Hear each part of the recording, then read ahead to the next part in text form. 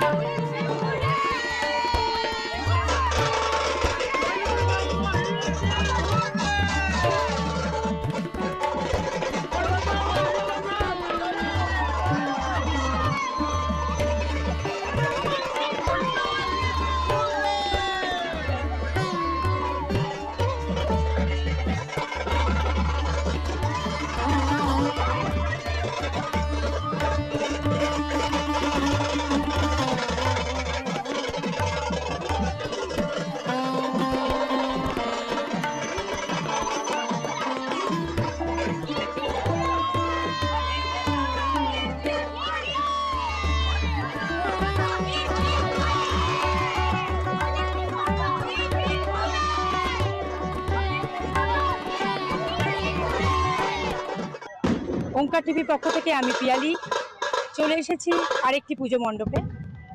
এখানে এসে সম্পূর্ণ অন্যরকম একটা অনুভূতি কাজ করছে। বাস্তবিক প্রেক্ষাপট আমরা সবই জানি, তো একটু চারপাশটা দেখে নিলে মণ্ডপে আমরা বুঝতে পারবো যে মণ্ডপ কি নিয়ে। একটু মণ্ডপের উদ্যোক্তা কর্মকর্তাদের সাথে কথা বলবো, জেনে নেব এই মণ্ডপ অর্থাৎ পল্লীশ্রী পশ্চিম নারায়ণতলা বাগুইহাটির এবারে ৪৫তম বর্ষে পড়েছে। এই পুজোর থিম কি দাদা একটু বলুন, যে আপনাদের প্যান্ডেলের কি থিম? আগে আপনার নামটা বলুন। আমার নাম হচ্ছে সৌদীপ নস্কর। আমি হচ্ছে অ্যাকচুয়ালি আমাদের প্যান্ডেলের বছর ৪৫তম বর্ষের থিম হচ্ছে নারী শক্তি। অ্যাকচুয়ালি আমাদের নারীরা যেই প্রেজেন্ট যে সিচুয়েশনটা আছে ওটা আমরা একটা সমাজের প্রতি তুলে ধরতে চেষ্টা করেছি। আর প্লাস আমাদের এখন তো বিভিন্ন ইস্যুসগুলো হচ্ছে, আমরা সেইগুলো জাস্ট দেখা যাচ্ছে যে কী হবে কি হচ্ছে না, তার একটা জাগরণের ব্যাপার দিয়ে যাতে সব কিছু আমাদের সমাজটা জেগে যাক। আর না আমাদের পুরুষ নারীর যে ডিফারেন্সিয়েটটা আছে ওই ব্যাপারটা নিয়েও আমরা খুব মানে যাতে এগুলো না হয় আগামী দিনে সেটারই চেষ্টা করছি। আর আরও তো অনেক জিনিস আছে যেটা একটা নারী ফ্রিডমভাবে বাঁচতে পারে এবং আগামী দিনে আরও এগিয়ে যেতে পারে, সেটা চেষ্টা ধরাই আমরা পল্লীর সঙ্গ এবারের থিম এবং ভাবনা, এবং আমরা এটার সাথেই আমরা আছি নারীদের সাথে পল্লীর সঙ্গ বছরের। অনেক শুভেচ্ছা আপনাদেরকে, অসংখ্য ধন্যবাদ এত সুন্দর একটা ভাবনা উপস্থাপনের জন্য।